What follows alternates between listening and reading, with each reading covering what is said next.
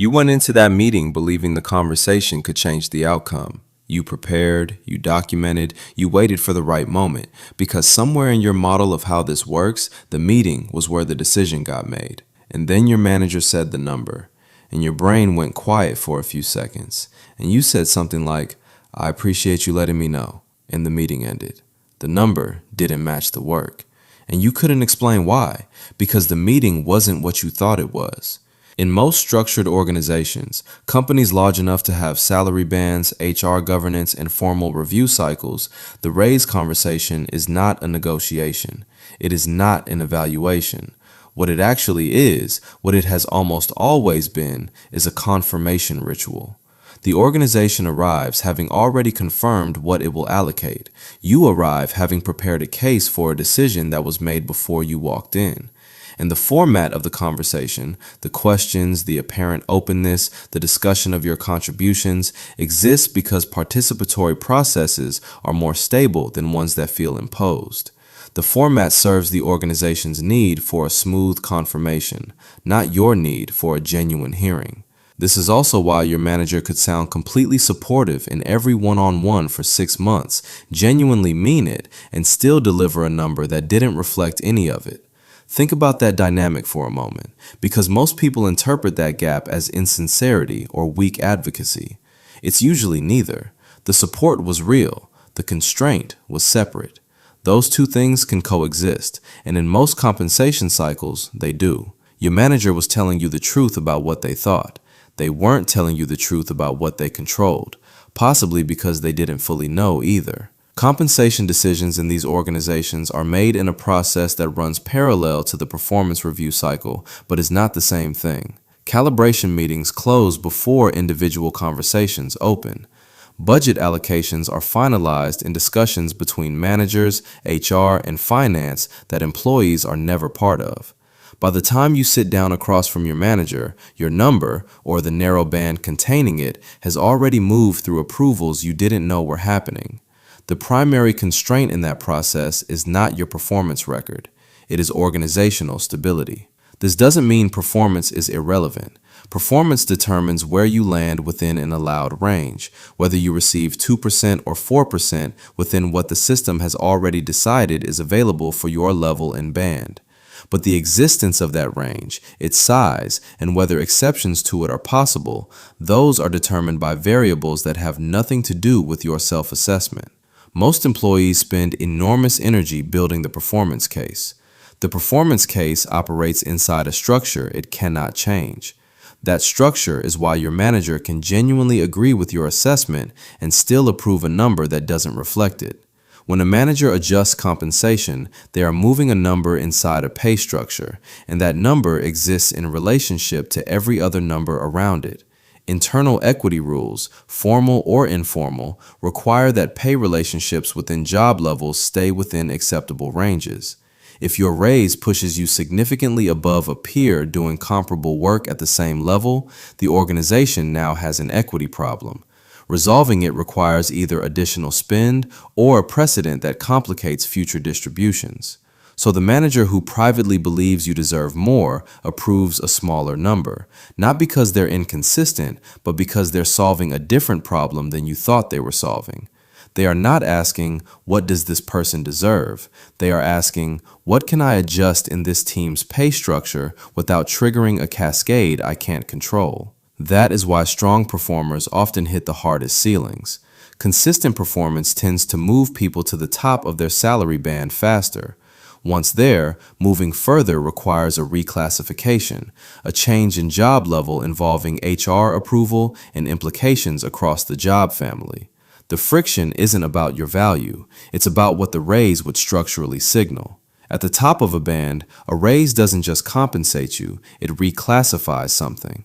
And reclassifications require justification upward in a way that ordinary annual increases don't. Meanwhile, someone hired 8 months ago may earn more than you for equivalent work, not because the organization values them more, but because they were priced at current market rate, and you were priced 3 years ago at a lower number. Every annual increase since has been a percentage of that original figure. This is the loyalty penalty, and it persists because of a specific asymmetry. Replacement cost, what it would cost to hire someone for your role today, is updated continuously because recruiting happens continuously and market data is available. Internal compensation adjusts slowly through annual cycles in bounded increments. The gap between what you cost and what you would cost to replace widens steadily. Organizations know this happens. It continues because correcting it requires a one-time exception above the manager level, and long tenure employees are statistically less likely to leave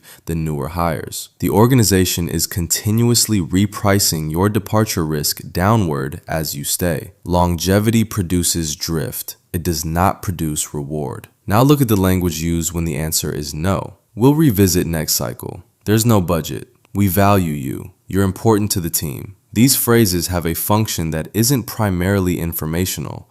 They are stabilizing. They allow the conversation to feel bilateral, like your input mattered, like something is being considered, while the actual decision was made earlier, elsewhere, by a process you weren't part of. The vagueness is not carelessness. Specificity would require explaining that process.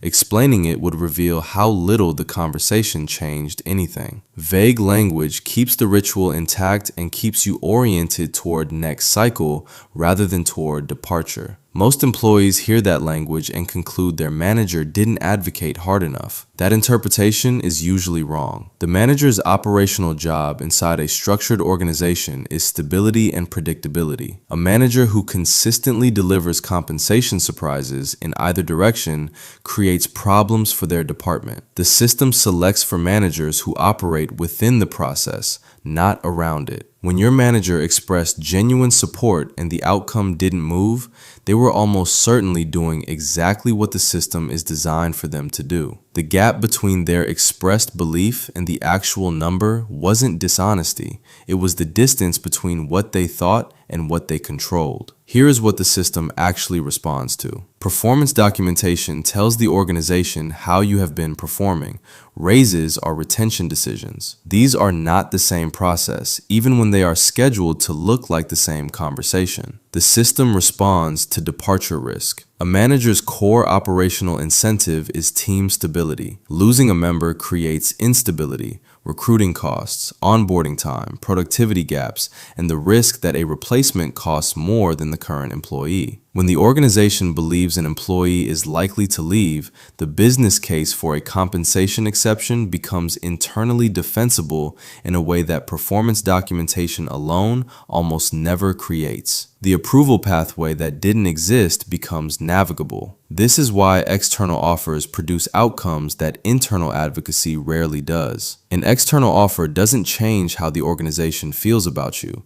It changes the organization's model of your departure probability. When that probability shifts, the retention math changes. The exception becomes justifiable upward, and budget that wasn't available becomes available. Not because new money appeared, but because the conditions for accessing existing discretionary budget changed. That discretion was there before the offer arrived. The offer changed the conditions under which the organization would use it. Timing works through the same logic. A compensation conversation before the budget cycle closes can influence what gets allocated. The same conversation after calibration has run is informational. The window closed before you spoke. Most employees don't know when calibration happens or when the allocation pool finalizes, so they have conversations after the window, experience what feels like unresponsiveness to a strong case, and interpret it as the case not being good enough. The actual variable was sequence.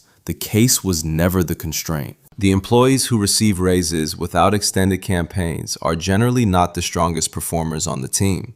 They are the employees whose departure would be disruptive, visible, and difficult to explain, whose absence would create a problem the organization cannot absorb at that moment. The system moves for them, not because their case was better articulated, but because their departure registers differently in the retention calculation. Understanding that distinction changes what the meeting means.